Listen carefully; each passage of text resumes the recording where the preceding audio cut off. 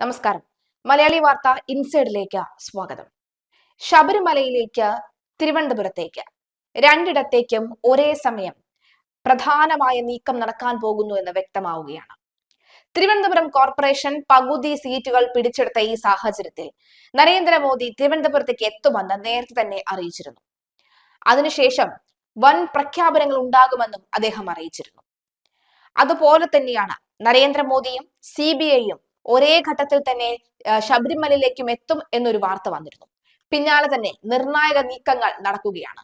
Sabarimala സ്വർണ്ണക്കൊള്ളയിൽ supreme കോടതിയിൽ മുൻകൂർ ജാമ്യാപേക്ഷ നൽകി മുൻ ദേവസ്വം സെക്രട്ടറി ജയശ്രീ. ആരോഗ്യ കാരണങ്ങൾ കണക്കിലെടുത്താണ് മുൻകൂർ ജാമ്യം വേണമെന്ന ആവശ്യം ഉന്നയിക്കുന്നത്. അല്ലെങ്കിൽ ജയശ്രീയെ പണ്ടേക്ക് പണ്ടേ തൂക്കിയേനെ എന്നുള്ള വിവരവും പുറത്തു വരുന്നുണ്ട്. അതായത് ജയശ്രീയെ ഉടൻ തന്നെ അറസ്റ്റ് ചെയ്യുമായിരുന്നു എന്ന വിവരമാണ് വരുന്നത്. ജയശ്രീയുടെ മുൻകൂർ ജാമ്യാപേക്ഷ ഹൈക്കോടതി നേരത്തെ തള്ളിയിരുന്നു. തുടർന്നാണ് ഇവർ സുപ്രീം കോടതിയെ സമീപിച്ചത്. അഭിഭാഷകൻ കാർത്തിക്കാണ് ജയശ്രീക്കായി ഹർജി സമർപ്പിച്ചത്. ദേവസ്വം സെക്രട്ടറി ജയശ്രീയും മുൻ അഡ്മിനിസ്ട്രേറ്റീവ് ഓഫീസർ ശ്രീകുമാറും അന്വേഷണ ഉദ്യോഗസ്ഥന് മുന്നിൽ കീഴടങ്ങണമെന്നാണ് ഹൈക്കോടതി നിർദ്ദേശം. സന്നിധാനത്തെ അമൂല്യ വസ്തുക്കളിൽ നിന്ന് സ്വർണം കവർന്നതിന് പിന്നിൽ വലിയ ഗൂഢാലോചനയുണ്ടെന്നും ഉണ്ണികൃഷ്ണൻ പോറ്റിയുമായി ബന്ധപ്പെട്ട വൻ തോക്കുകൾ പുറത്തു വരാനുണ്ട് എന്നും കോടതി വാദത്തിനിടയിൽ നിരീക്ഷിച്ചിരുന്നു. കസ്റ്റഡിയിലെടുത്ത ചോദ്യം ചെയ്യേണ്ടതുണ്ട് എന്ന പ്രോസിക്യൂഷൻ വാദം അംഗീകരിച്ചാണ് മുൻകൂർ ജാമ്യാപേക്ഷ ഹൈക്കോടതി തള്ളിയത്. അതിനിടയിൽ ശബരിമലയിലെ കട്ടിളപ്പാളികളിൽ സ്വർണം പൊതിയതിന്റെ രേഖകൾ ഉണ്ടോ എന്ന നിർണായക ചോദ്യം ഉയർത്തിയിരിക്കുകയാണ് ഹൈക്കോടതി. സ്വർണ്ണക്കൊള്ളയിൽ ജയിലിൽ കഴിയുന്ന മുൻ ദേവസ്വം ബോർഡ് പ്രസിഡന്റ് വാസുവിന്റെ ജാമ്യ ഹർജി പരിഗണിക്കുന്നതിനിടയിലായിരുന്നു കോടതിയുടെ ചോദ്യം. കട്ടിളപ്പാളികൾ ചെമ്പ് പൊതിയുന്നതാണ് എന്ന് ജാമ്യ ഹർജിയിൽ വാസു ചൂണ്ടിക്കാട്ടിയിരിക്കുകയാണ്. ശബരിമലയിലെ വിവാദ കട്ടിളപ്പാളിയിൽ സ്വർണം പൊതിഞ്ഞതിന് എന്ത് രേഖയുണ്ടെന്നാണ് ജസ്റ്റിസ് ഖബറുദ്ദീൻ ഇന്നലെ സർക്കാരിനോട് പ്രത്യേക അന്വേഷണ സംഘത്തോടും ചോദിച്ചത്. ദേവസ്വം ബോർഡിന്റെ പക്കലോ ശബരിമല സന്നിധാനത്തോ ഇക്കാര്യം വ്യക്തമാക്കുന്ന എന്തെങ്കിലും രേഖകളുണ്ടോ? സന്നിധാനത്തെ ഒരു മൊട്ടുസൂചി പോലും കൃത്യമായി രജിസ്റ്റർ ചെയ്തിട്ടുണ്ടോ? ഇങ്ങനെ പോയി കോടതിയുടെ ചോദ്യങ്ങൾ. കട്ടിളപ്പാളികൾ ചെമ്പാണ് എന്നും സ്വർണം പൊതിഞ്ഞതിന് രേഖകളോ തെളിവുകളോ ഇല്ലെന്നുമുള്ള വാസുവിന്റെ വാദത്തിന്റെ പശ്ചാത്തലത്തിലാണ് ഹൈക്കോടതി പ്രത്യേക അന്വേഷണ സംഘത്തോട് ഇക്കാര്യത്തിൽ വ്യക്തത തേടിയത്. കട്ടിളപ്പാടി സ്വർണമാണ് എന്ന് തെളിയിക്കുന്ന രേഖകൾ ഇല്ലെങ്കിൽ വാസുവിനെതിരെ കുറ്റം ചുമത്താൻ കഴിയുമെന്നത് എങ്ങനെയെന്നും ചോദ്യവും കോടതി ഉന്നയിച്ചു. സ്വർണ്ണ മോഷണത്തിന് മുൻകൈ എടുത്ത വാസുവാണെന്നും അന്വേഷണത്തിന്റെ ഭാഗമായി ശേഖരിച്ച മൊഴികളിൽ കട്ടിളപ്പാളികൾ സ്വർണം പൊതിഞ്ഞതാണ് എന്ന് വ്യക്തമാക്കിയിട്ടുണ്ടെന്നും പ്രത്യേക അന്വേഷണ സംഘം കോടതിയെ അറിയിച്ചു. വാസുവിന്റെയും മറ്റൊരു പ്രതി മുരാരി ബാബുവിന്റെയും ജാമ്യാപേക്ഷകൾ കോടതി വിധി പറയാനായി മാറ്റിയിരിക്കുകയാണ്.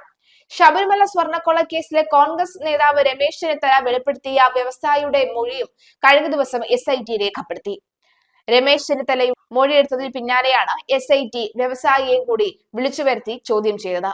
ഇന്നലെയാണ് അതീവ രഹസ്യമായി മൊഴി രേഖപ്പെടുത്തിയത്. കേസിൽ അറസ്റ്റിലായ പത്മകുമാറിനെതിരെയാണ് ഈ വ്യവസായി മൊഴി നൽകിയത് എന്നാണ് സൂചന. ഇതിലേക്കും അന്വേഷണം നീളും. അതിനിടെ ചില നിർണായക രേഖകൾ കൂടി SITക്ക് കിട്ടിയെന്നാണ് സൂചന. ബാക്കി വന്ന സ്വർണം യുവതിയുടെ വിവാഹത്തിന് ഉപയോഗിക്കാൻ അനുമതി തേടി അന്ന് തിരുവിതാംകൂർ ദേവസ്വം ബോർഡ് പ്രസിഡന്റിന് അയച്ച കത്തിൽ തുടർ നടപടികൾ ഉണ്ടായിരുന്നു. ഈ ഫയല് SITക്ക് കിട്ടിയെന്നാണ് വിവരം. ദ്വാരപാലക ശില്പം 2018 സ്വർണം പൂശാനായി ഉണ്ണികൃഷ്ണൻ പോറ്റിക്ക് കൊടുത്തിരുന്നു. ഇതിനുശേഷം അധിക സ്വർണം ഉണ്ട് എന്ന് അറിയിച്ചാണ് ഇമെയിൽ അയച്ചത്. അന്ന് വാസുവായിരുന്നു പ്രസിഡന്റ്. വാസുവാകട്ടെ ഇത് തിരുവാഭരണം കമ്മീഷണർക്ക് കൈമാറി. അതിന് അപ്പുറം ഒന്നും അറിയില്ലെന്നായിരുന്നു വാസു പറഞ്ഞത്. എന്നാൽ ആ ഇമെയിലിൽ തിരുവാഭരണ കമ്മീഷണർ തീരുമാനം എടുക്കുകയും ശുപാർശ നൽകുകയും ചെയ്തു. ഇത് പോറ്റിക്ക് അനുകൂലമായിരുന്നു. ഈ ഫയലുകളാണ് SITക്ക് കിട്ടിയത്. എന്നാൽ ഇത് സംബന്ധിച്ച് ഉണ്ണികൃഷ്ണൻ പോറ്റിക്ക് അറിയിപ്പ് നൽകിയതിന് തെളിവുകളില്ല. ഈ അസ്വാഭാവികതയും SIT അന്വേഷിക്കുന്നുണ്ട്. അതിനിടയിലാണ് ചെന്നിത്തലയുടെ വെളിപ്പെടുത്തലിൽ വ്യവസായിയുടെ മൊഴിയും രേഖപ്പെടുത്തിയത്. നിർണായക അറസ്റ്റുകൾ ഇനിയും ഉണ്ടാകുമെന്നാണ് സൂചന.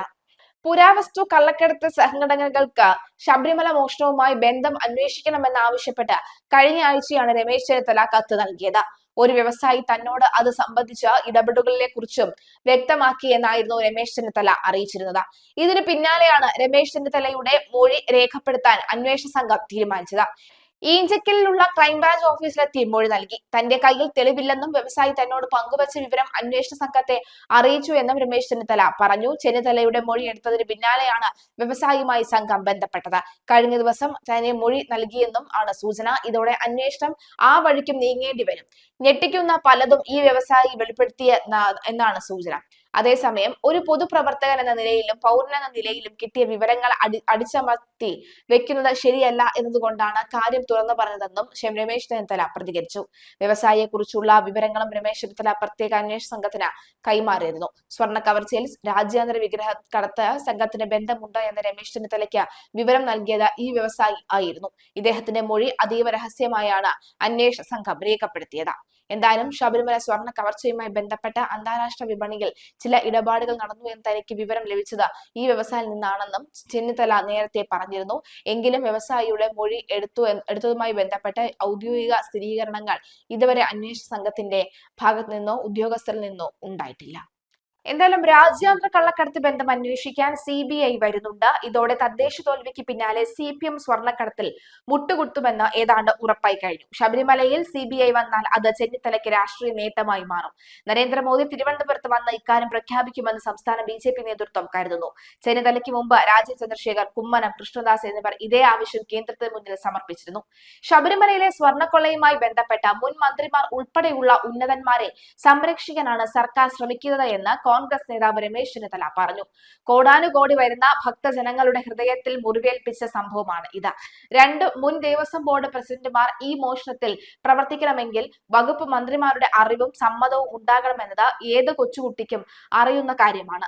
അവരെ രാഷ്ട്രീയമായി സംരക്ഷിക്കാനുള്ള സർക്കാരിന്റെ ശ്രമം അവസാനിപ്പിക്കണമെന്നും ചെന്നിത്തല പറഞ്ഞു. സാധാരണഗതിയിൽ ക്രിമിനൽ നടപടി പ്രകാരം പ്രതികളെ അറസ്റ്റ് ചെയ്ത് കഴിഞ്ഞാൽ അടുത്ത നടപടി തൊണ്ടി മുതൽ കണ്ടെത്തുക എന്നുള്ളതാണ്. എന്തുകൊണ്ടാണ് തൊണ്ടി മുതൽ ഇതുവരെ കണ്ടെത്താത്തത്? സ്വർണം എവിടെ പോയി? അതിന് എന്ത് സംഭവിച്ചു?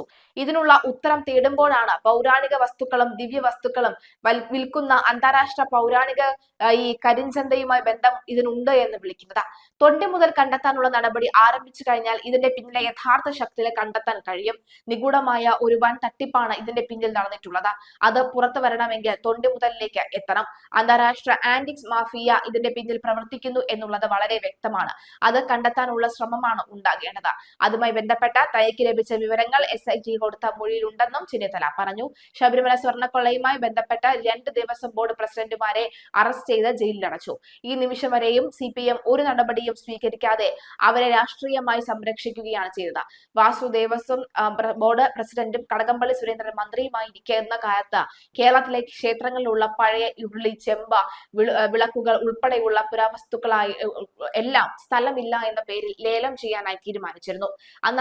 അന്നത്തെ പ്രതിപക്ഷ നേതാവ് എന്നുള്ള നിലയിൽ ഞാൻ ശക്തമായി എതിർത്തു. ദേവസ്വം ബോർഡിന് ഇതുമായി ബന്ധപ്പെട്ടത് കത്തും കൊടുത്തു. കേരളത്തിലെ ക്ഷേത്രങ്ങളിലെ ഈ പഴയ ഉൾപ്പെടെ വെക്കാൻ സ്ഥലമില്ലാത്തതിനായിരുന്നു ഇവരുടെ ന്യായീകരണം. നിയമസഭയ്ക്കകത്ത് കത്ത് വിഷയം ഉന്നയിച്ച ശേഷമാണ് അത് നിർത്തിവെച്ചത്.